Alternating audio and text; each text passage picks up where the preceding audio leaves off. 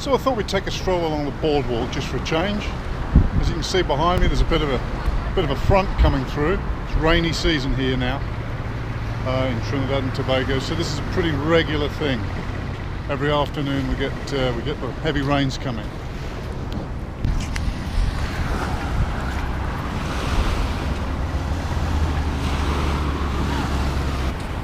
Well, I was tagged by Tim Watson on the six prepper questions. Tim Watson's channel, great channel. If you haven't checked it out already, then do so. A lot of gear reviews, loves his hammock camping, some great hiking videos. He recently did one of the bottomless pit. So the first question is, what do you think of the terms prepper and survivalist, and are you one?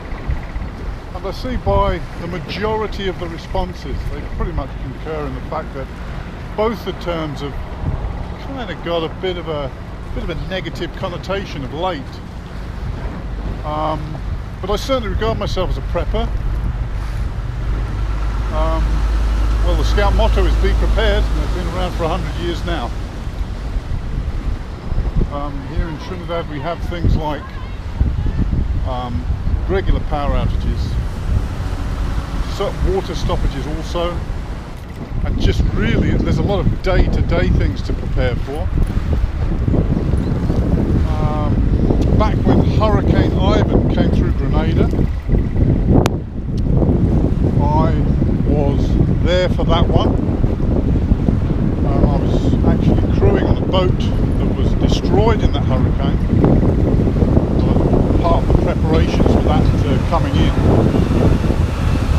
But it teaches you quite an important lesson, because for more than 6 weeks after the actual event, there were still folks up in the more remote areas. Not very remote, it's an island after all, but nevertheless there's folks suffering. They're not getting enough food, they're not getting enough water, and care packages were being delivered well past 6 weeks, I would say even approaching 6 months, before the infrastructure really got back together again.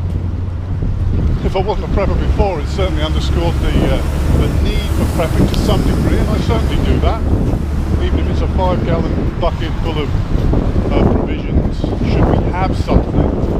We're also in a tsunami area. You see tsunami warning signs here and there for escape route. Earthquake isn't beyond the realms of possibility. So any of those things, even if they're relatively minor, you still have to prepare for them. As far as whether I'm a survivalist, I think a lot of bushcraft skills and a lot of bushcrafters' practice skills that are not necessarily essential to today's bushcrafting, they are flexing an existing skill or sharpening an existing skill, because many of the survival skills are perishable skills.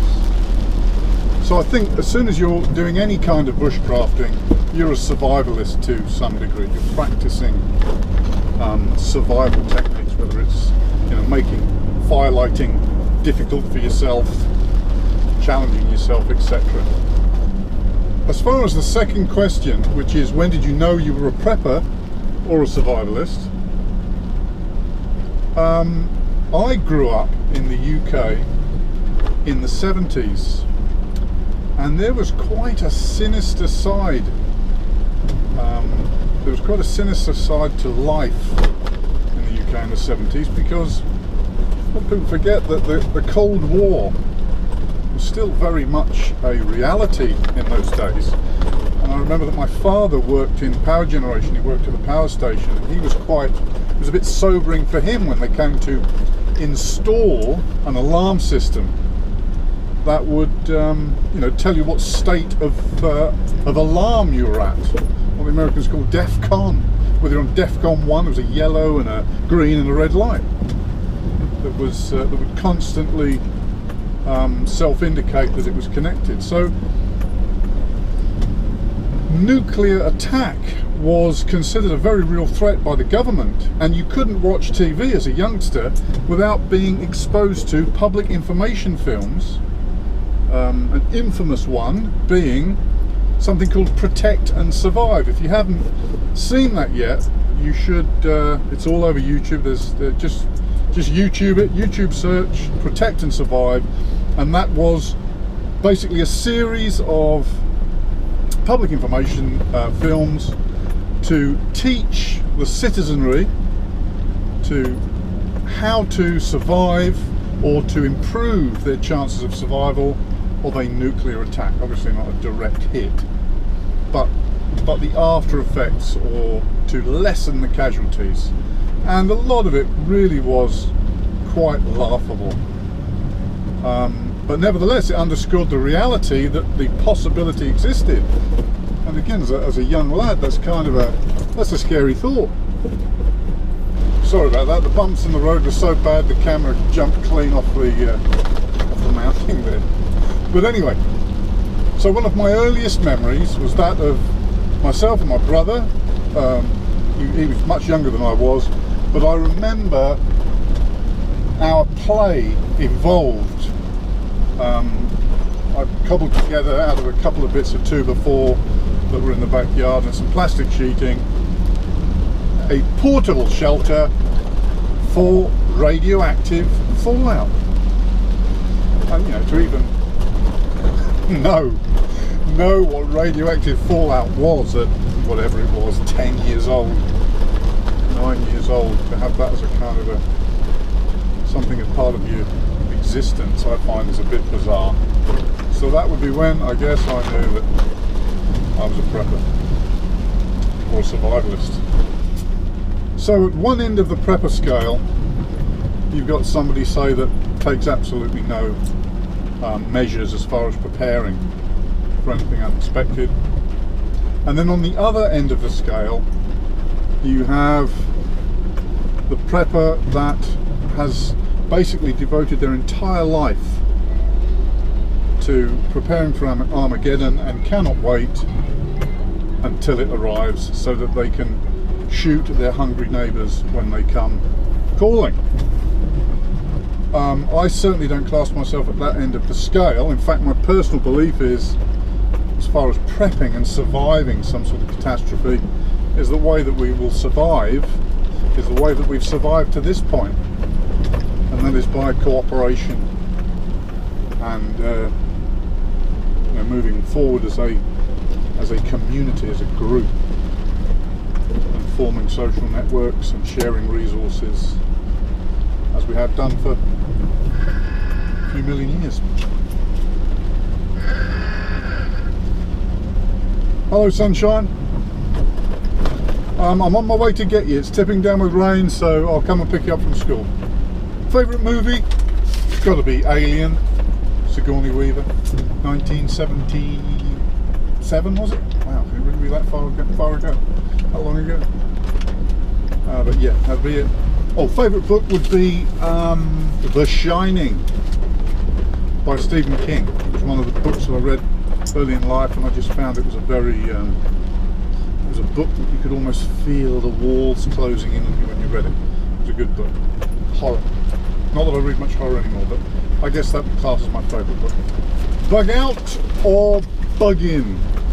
Certainly, and I think most people answered the same way, I would certainly bug in. Initially anyway, because that's where all my resources are. That's where my workshop is, and my materials and things that I would need. I think most people are in the same sort of position there. What skill would you learn if you could learn anything Matrix style? And my answer to that one would be, well, I would learn everything. Well, more specifically, I would want the schematics and details and how to fix every machine ever produced. That's everything from the Saturn V rocket to the Singer sewing machine, which means that I would be able to fix anything, or at least I would have the knowledge to fix anything. I like that. I kind of like the idea of that. course, if you had the access to learn anything matrix style, why not learn everything? You'd only have to go to school for 1 year and you'd probably be able to assimilate all of the knowledge basically that's been recorded.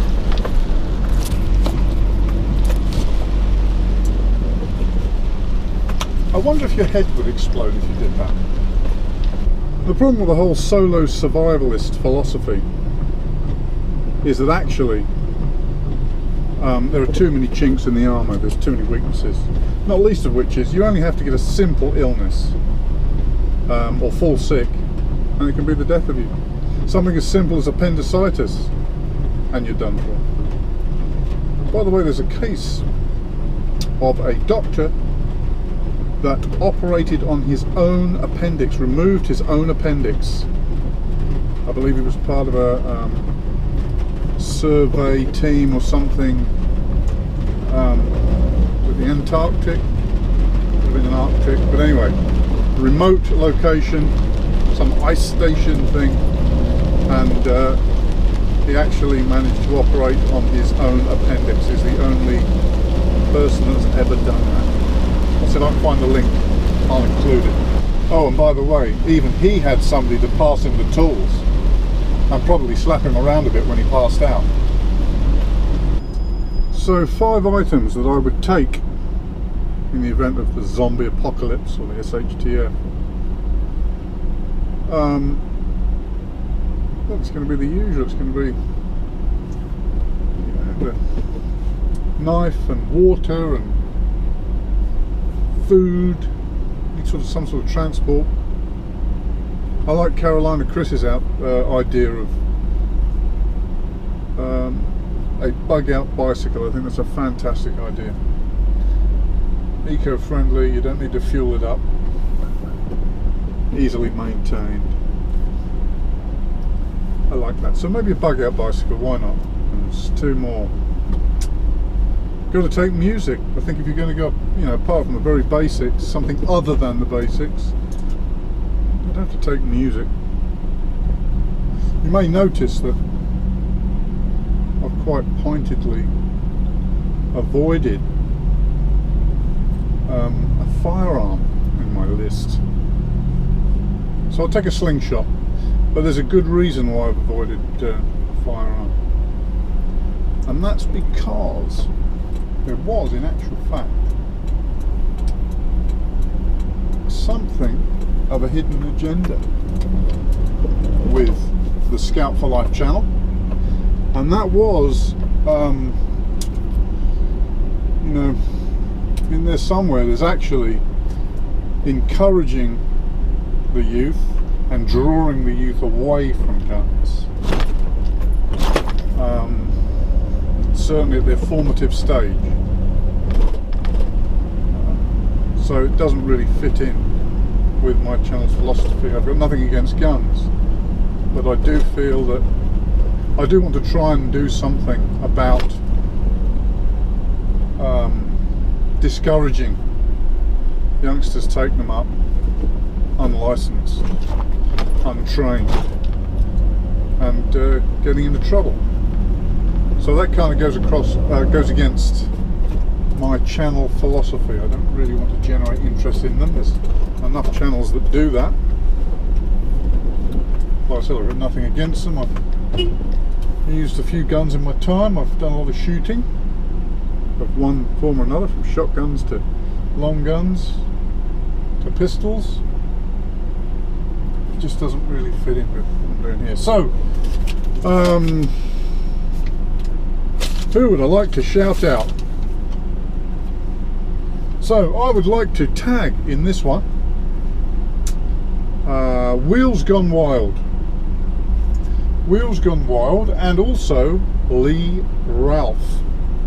So if you'd like to take up the 5 prepper questions, was it 6?